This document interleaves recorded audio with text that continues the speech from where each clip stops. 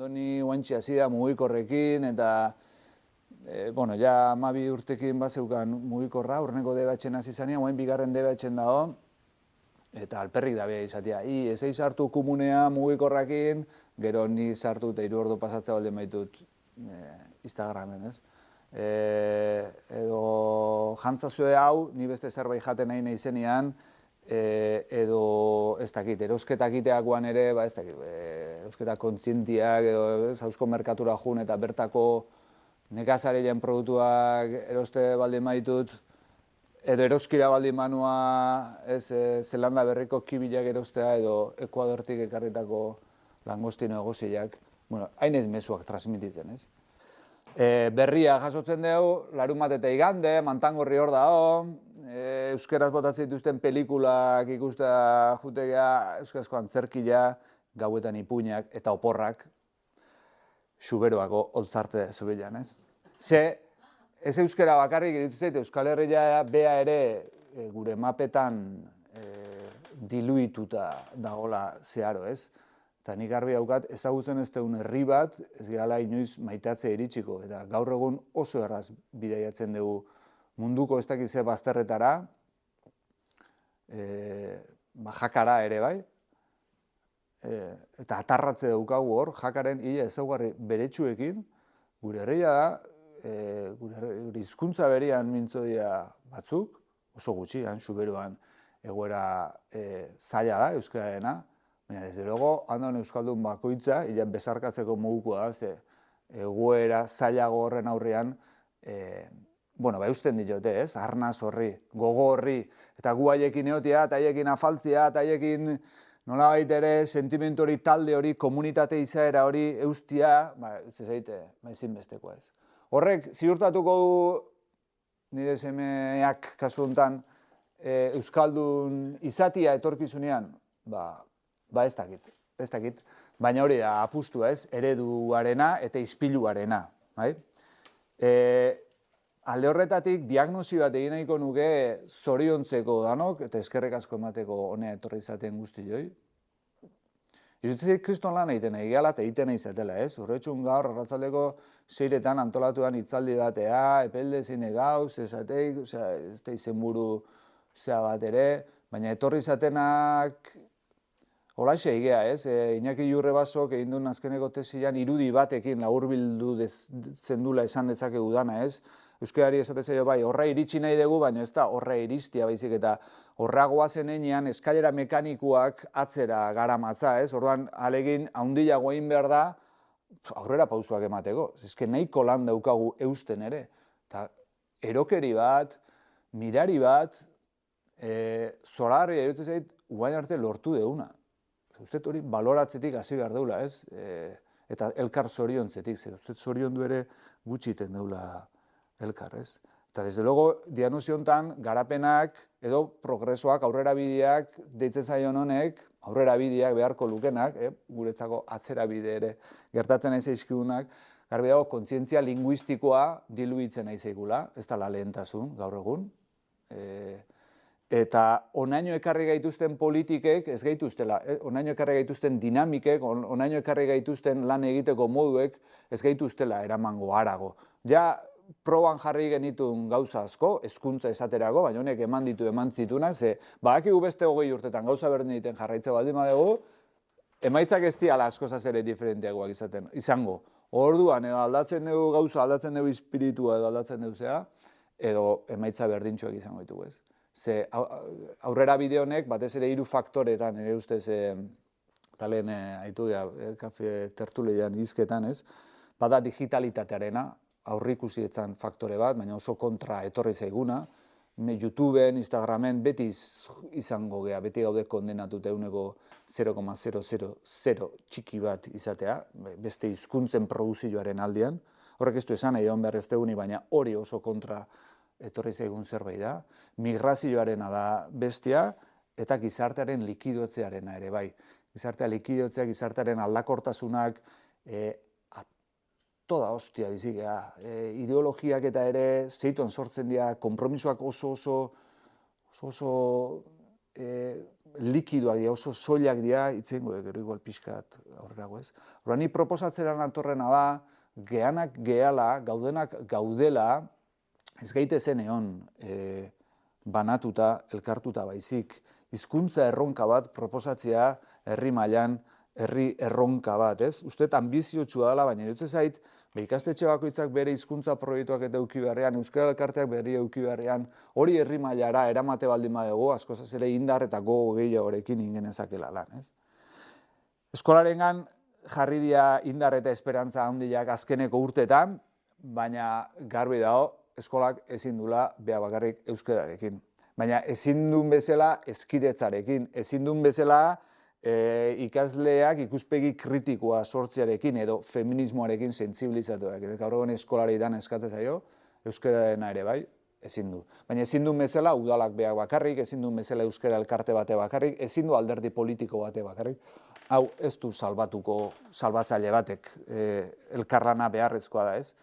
Eta hor, hezkuntzaren nahi, nik hezkuntzan egin izan detelako lan, horiak gehien ezagutzen dudana, hezkuntzan zer egingo dugun jakiteko, zer egin behar dan jakiteko, hezkuntzaren zertarakoaz, zertarako da hezkuntza, ze ulertzen dugu hezkuntza esateakoan. Usted, definizioan, aklaratzea komeni zekula. Niretzako ahalduntze pertsonala da, niretzako ahalduntze kolektibo bat da, eta eraldaketa sozialerako tresna. Ni eskolak ematera juten izenidan ez noa gramatikako ikasgaiak ematea bakarrik, edo ez noa fizika eta kimikako ez dakiz zer atal ematea bakarrik, noa beste zerbait sortzera, ez? Hezkuntzatik egoera, gizarteko egoera onartu daitekelako edo aldatzen saiatu.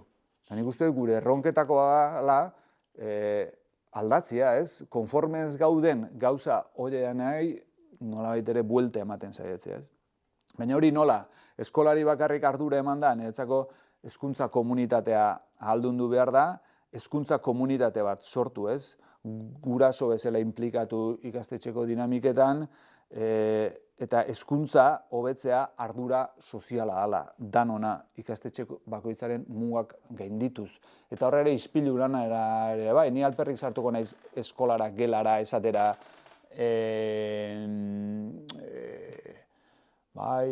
krisi energetikoa eta lurraren egoera txarra da, eta zera, asteburu hortan jute baldin manez, edo zein momentutan, nire furgoneta puzka hartuta, Pirineotara eta bueltatze baldin manez, eta horrengo asteburuan egazki bat hartze baldin manez, eta zera eta bestea, goazen praktikatzea izan nahi dugun ispilu hori, ez? Goazen praktikatzea izan nahi dugun zea hori, ez?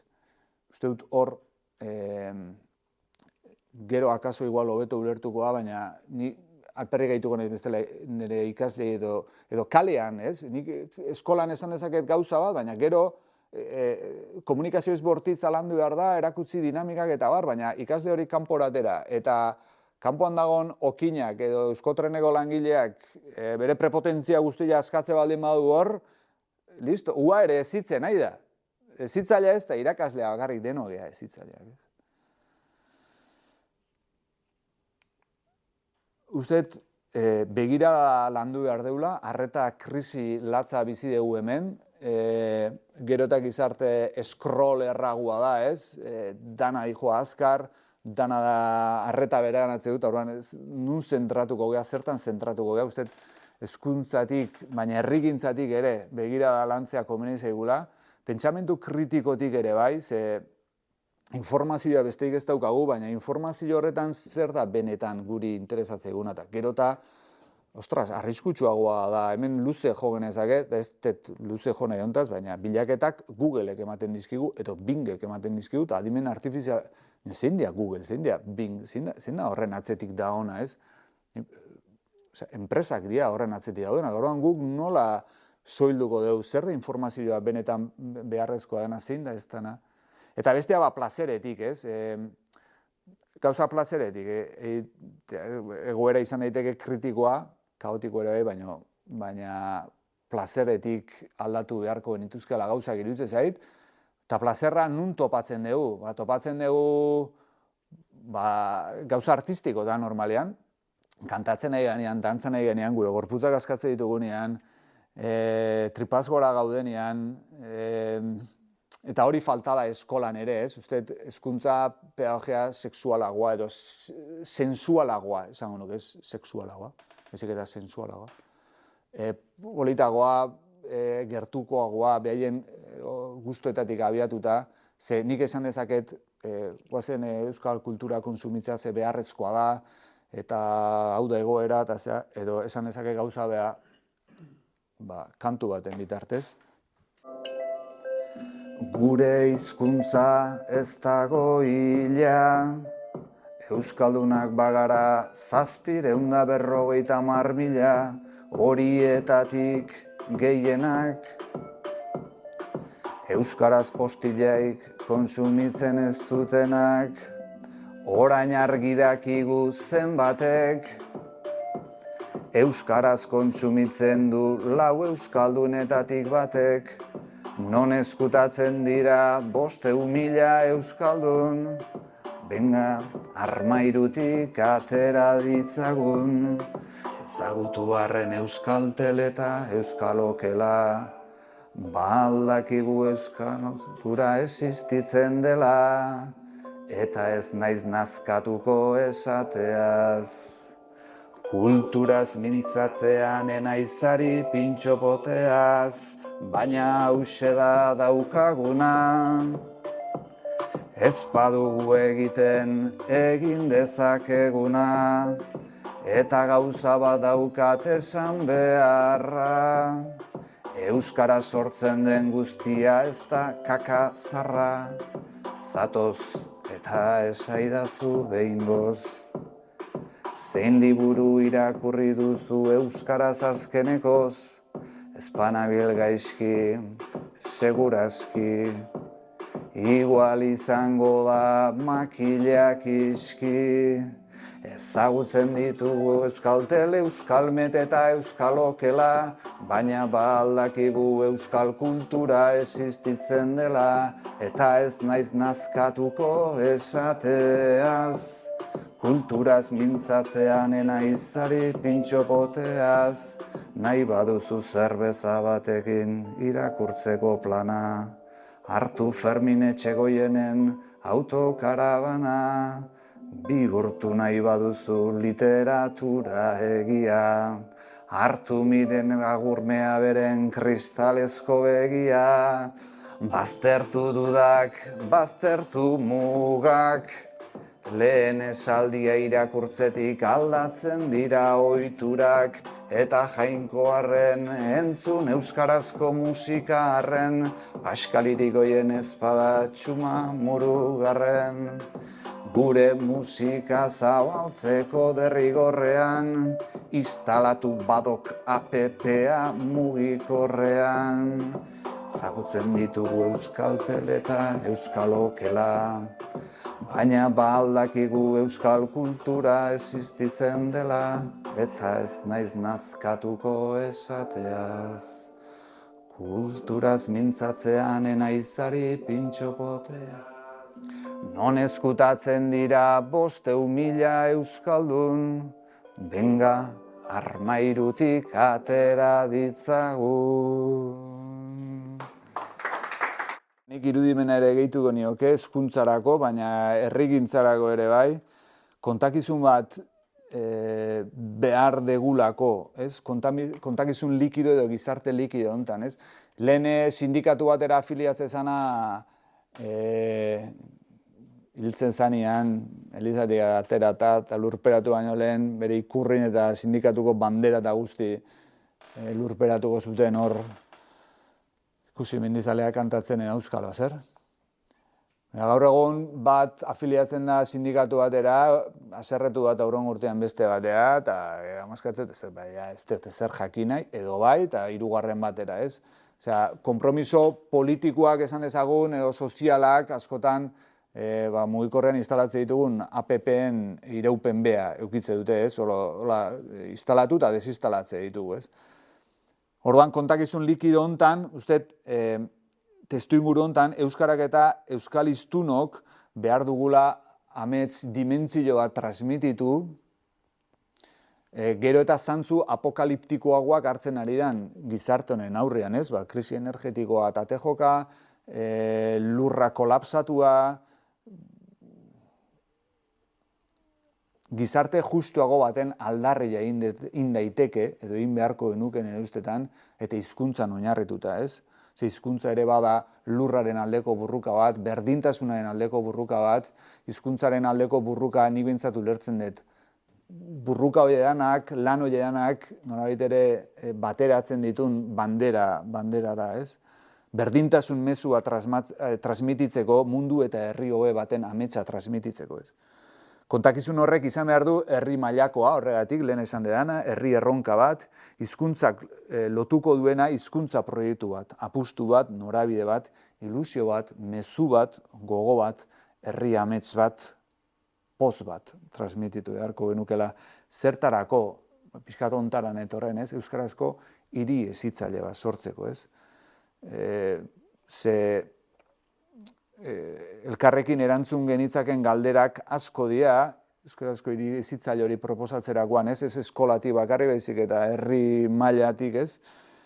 Eta hor proposatu genitzake galdera batzuk, esateako gaur egun puri-purian daudenak, demagun irakaslea naizela ni, 20 ikasle euskara gelan, eta 4 ikasle diala etxetik euskaraz datoztenak. Nola egingo dut gela hortako antolaketa, nola banatuko ditut ikasleak. Ni badakit 4 ikasle horiek gelan banatze baldin baditut, euskara diluituko dela guztiz. Ez gara gai.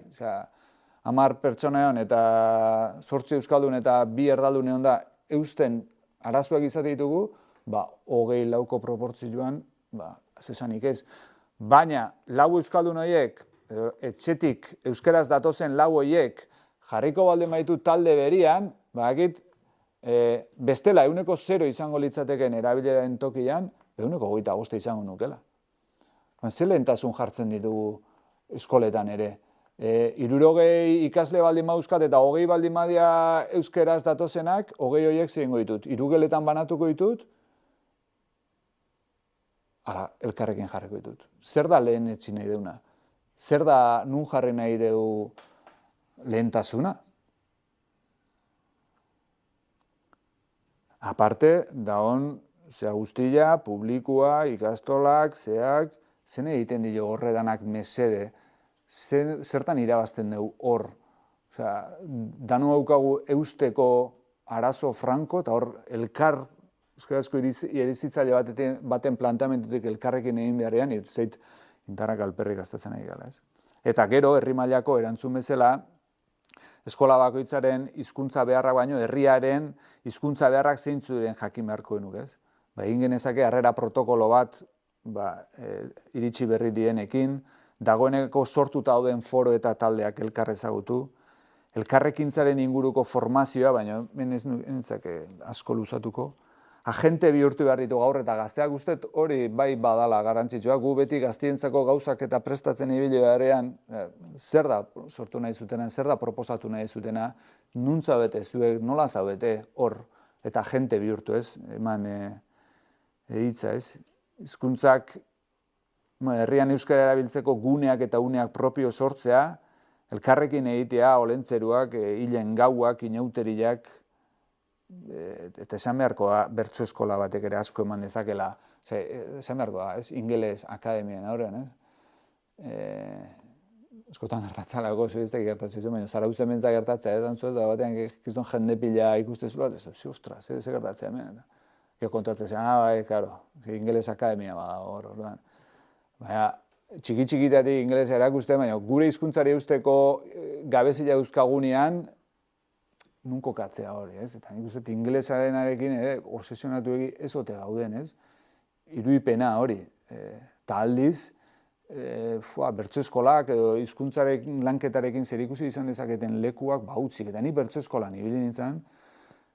Eta zerbaitek euskaldun du baldiman induen edo kontzientzia hartu arazi eta talde batin eta nortasun bat eman eta disfrutatu, ez? Azkenean kulturak hori egiten dulako, balio simboliko bat eman, irudio bat eman, bertso eskolak, ez? Eta hemen baldiman ahoain horla, ere da bertso eskolan ikasi nulako, hitzak lantzen, jende aurrean eoten, eta bar. Hoxe, nola, aipatu dut lehen, ez? Zer egin dezakegu nola, elkarlana ikastetxen artean udala euskal elkartea aisialdiak eta ekosistema koherente bat sortu, eta hoxe, eta gero, ekarriet berez zea bat, nola hori dementzen, dekalogo bat, esateko, epeldek zerbait ekarri alduta, dekalogo bat, bintzat ekarrik, eta jendea, ondo, dekalogo bat. Baina, Zumarragatik deitu zidatenean, testu bat banean erabilen buruan, terutzei dekalogoan tematu beharrean, eta hola pixkat astundu dezakelako, egingo nukena da, esandakoaren nolabaiteko errepaso bat, errepaso hori modu poetikoan edo slam poema batekin egitea bururatu zaitete.